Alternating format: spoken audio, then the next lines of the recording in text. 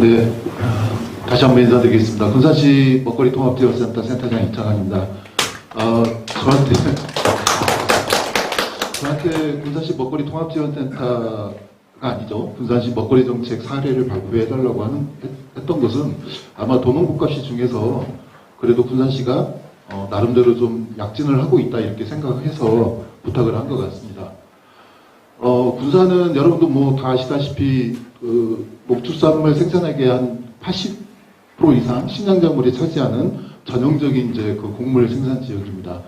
그런데 이제 군산이 2018년도에 지역 먹거리 계획을 수립하게 됩니다. 그 배경은 앞에서 말씀드린 군산의 농업 구조가 너무 공유 중심이어서 사실상 그 전부터 학교급식을 실시하고 있었는데 주로 원예농산물을 관에서 수급해야 되는 그런 한계가 있었습니다.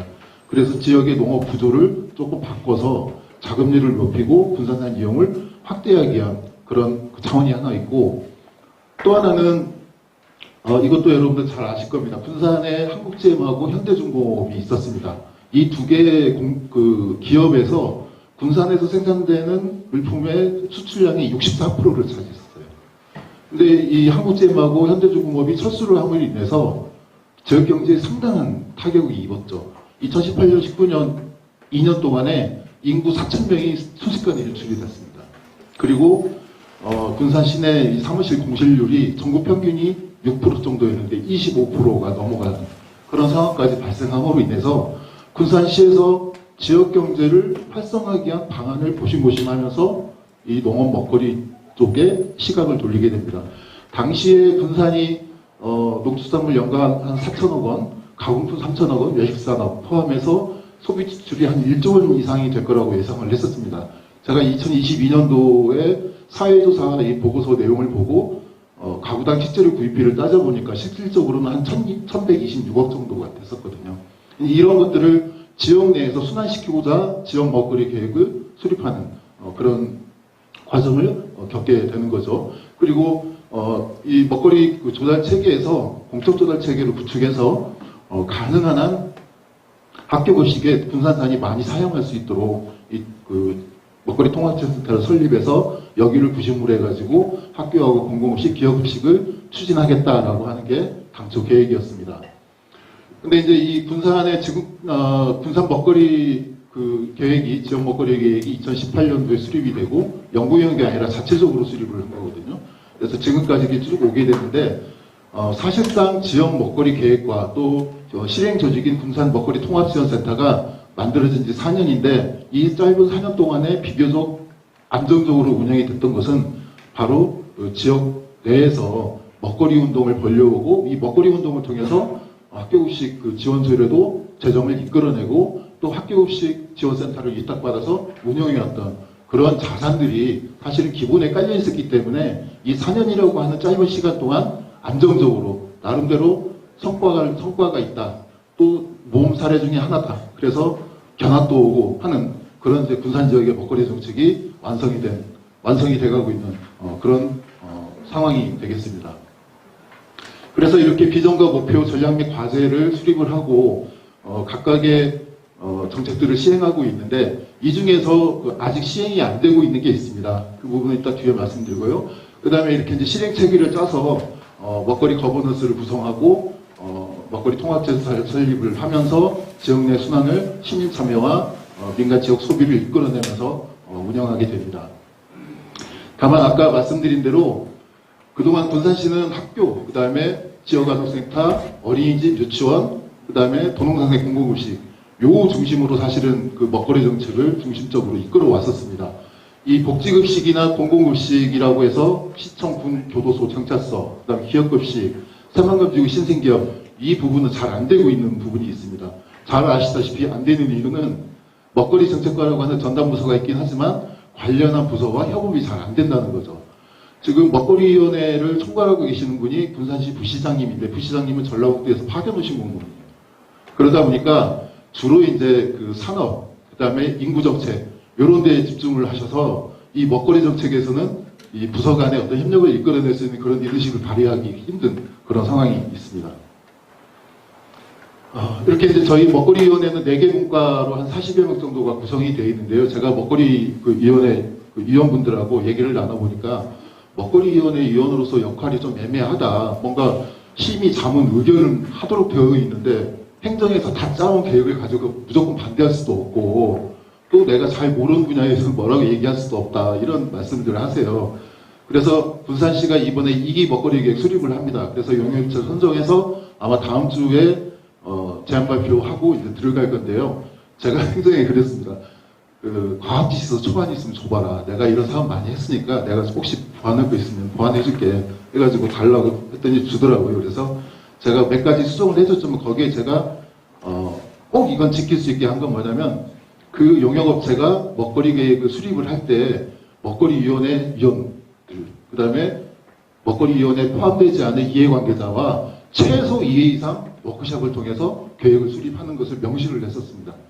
그래서 행정에 이게 왜 필요한지를 설명을 하니까 행정에서 좋다고 그러더라고요. 그래서 이 용역업체는 필히 2번 이상 먹거리위원회 각 위원회별로 해야 되고, 그 다음에 위원회에 참석하지 않은 이해관계자를 포함해서 워크숍을 해서 의견을 들어서 계획을 수립하도록 해야 되는 그런 상황입니다.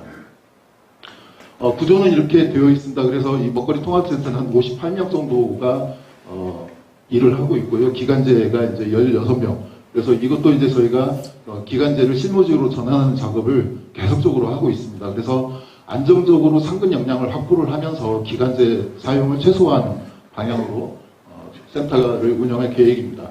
저희 센터의 주요 사업은 학교 공공급식, 그다음에 직매장, 임산부 친환경 농산물 꾸러미, 관내 공공급식, 그다음에 기획스탄 이렇게 이제 6개로 주요 사업을 말씀을 드릴 수가 있겠습니다. 작년에 우리가 이제 재단법인 급식사업 공급액이 약 한 133억 정도가 됩니다. 그래서 여기에는 이제 친환경 농산물 공급 비율이 약 한 96% 가까이 되고요. 그 다음에 전체 취급 농산물 중 전라북도산이 한 83% 가까이 이렇게 되고 있습니다. 그리고 이건 이제 그 학교 공공급식 지원 사업인데요. 교특비, 도비 시비가 있는 것도 있고 군산시 자체적으로 예산을 세워서 지원하는 사업들이 있습니다.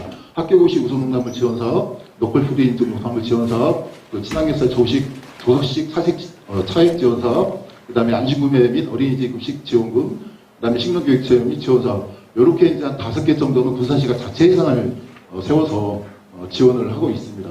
근데 이제 그러니까 로컬푸드, 그 다음에 우수농산물, 이게 이제 좀 다르긴 하지만 실제로 이걸 이용하는 어린이집에서는 되게 헷갈려해요. 그래서 예산은 그대로 두고 이걸 좀 통합하는 방안으로 지금 검토를 하고 있습니다.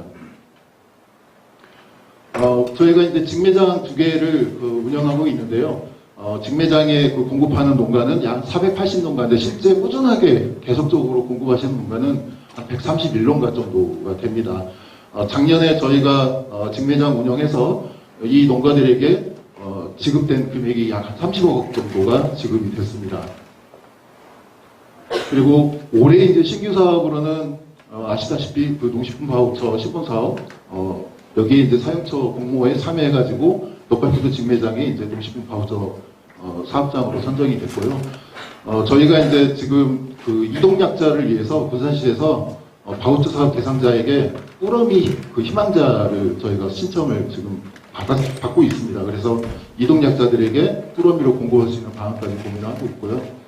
그 다음에 저희가 임산부 친환경 농산물 꾸러미 지원 사업 공급업체 공모에 참여해서 전라북도 14개 시군 중에 7개 시군에 저희가 공급을 하고 있습니다. 이건 이제 중앙정부 예산이 삭감이 되면서 전라북도와 시군 매칭을 해가지고 하는 사업이고요. 그 다음에 올해는 이제 또 초등별보험교실 과외간식 지원 사업, 이것도 이제 중앙정부 예산이 삭감이 돼서 도하고 시군이 매칭해가지고 자체적으로 하고 있습니다. 그래서 저희가 처음으로 이 공모에 참여해가지고 일단은 군산 지역 1개만 과외간식 지원 사업을 하고 내년 3월에 또 이제 공급업체를 모집을 하는데 저희가 나름대로 열심히 했습니다. 그래서 전라북도에서 상당히 좋게 보고 있어서 내년에는 더 공급하는 시군이 늘어날 것으로 기대하고 있습니다.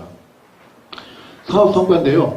저희가 그 군산산 공급의 그 총액이 작년 기준으로 봤을 때 약 한 100억, 110억 정도 됩니다.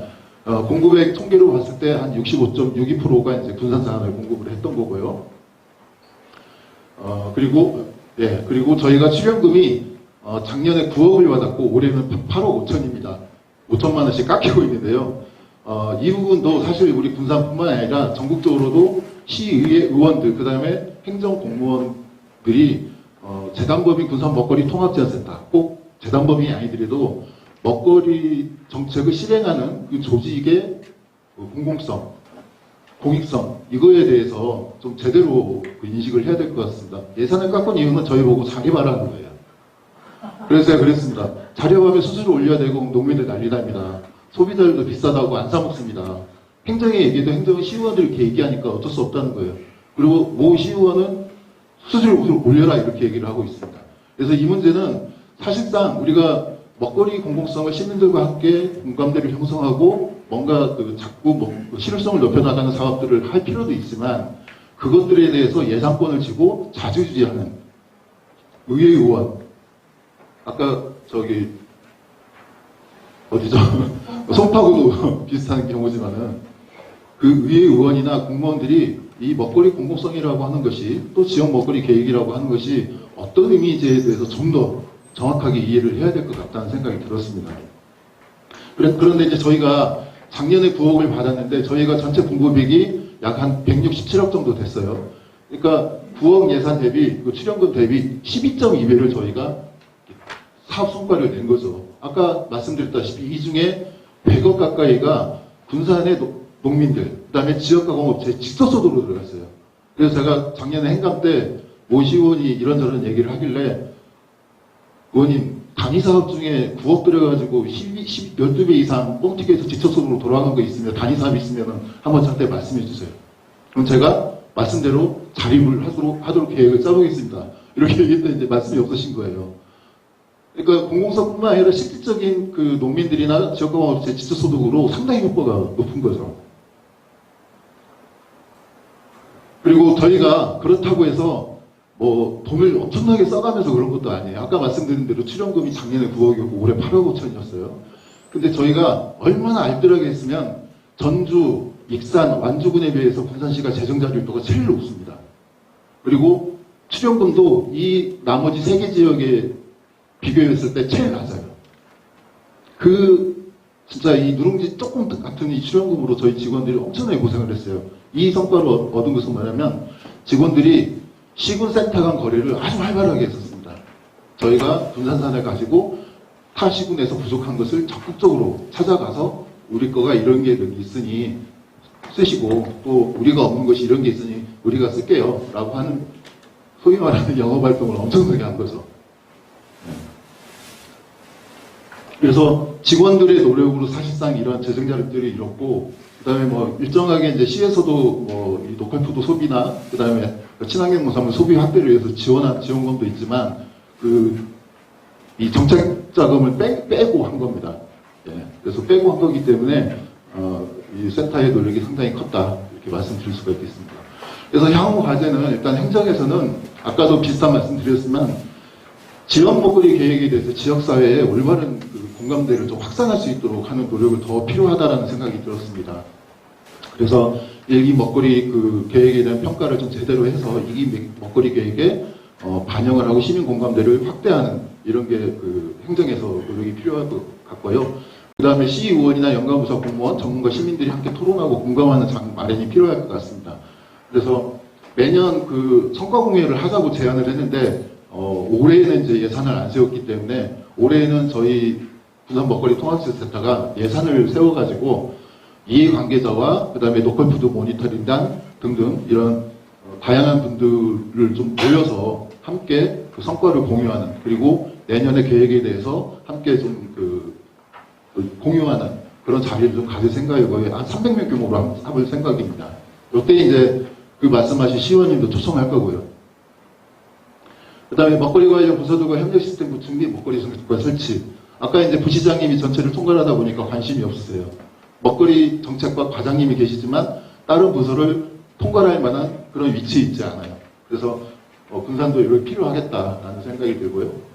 그 다음에 이제 제도 및 정책의 개선이 필요할 것 같습니다.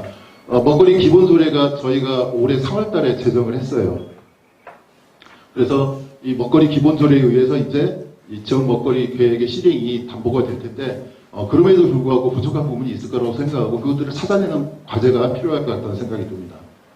그리고 저희 먹거리 통합지원센터의 향후 과제입니다. 그래서 자율과 책임 경영, 재정 자립 향상, 성장하는 조직 문화 이 세 개를 운영 방향으로 설정을 했습니다. 여기에 따른 이제 각 과제들이 있는데요.